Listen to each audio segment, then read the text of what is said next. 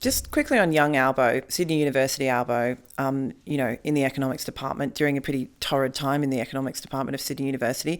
It was an era of fairly hard left ideas, and you were in the Labor left before the fall of the Berlin Wall. What was the event that sort of changed your thinking about the market economy and big interventionist government policy from those radical ideas to what you are now? I studied but I studied the full spectrum of economics at Sydney Uni. There were two streams. I did both of them. I did the economics, what would be seen as the conservative stream, under people like Peter Groenewegen and Warren Hogan, the advisor to the Howard government, as well as the progressive stream, political economy stream, under people like Ted Wheelwright and Frank Stilwell. I read everything. I was a great reader, and I believed in reading all of the classics right across the spectrum, from Keynes and Schumpeter and to Friedman and others on the conservative stream. And so I think that markets can be a democratic forum as well of expression, and they can be a great allocator of resources. And so I've always had that view.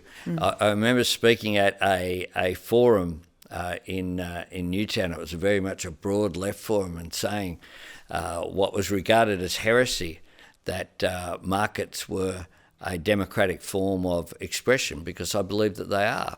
If you want to determine what the best chocolate bar is, the market will tell you.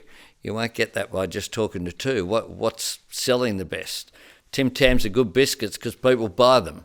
That's the market in operation, and then resources are allocated to it. But I've also always believed in that there's a role for government, there's a role for the state in providing people with opportunity and making sure that people don't get left behind.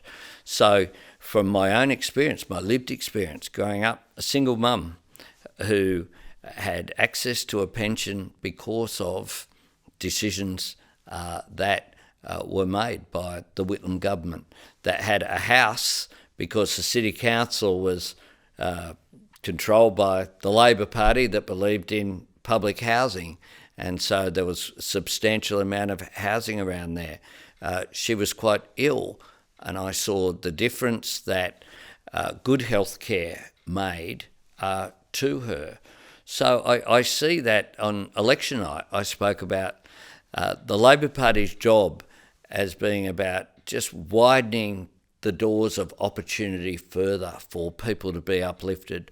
And I see that as about not just helping individuals.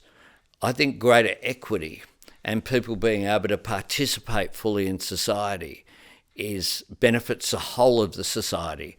So a program like the NDIS benefits the individual, benefits families of that individual, but it benefits Australia as well.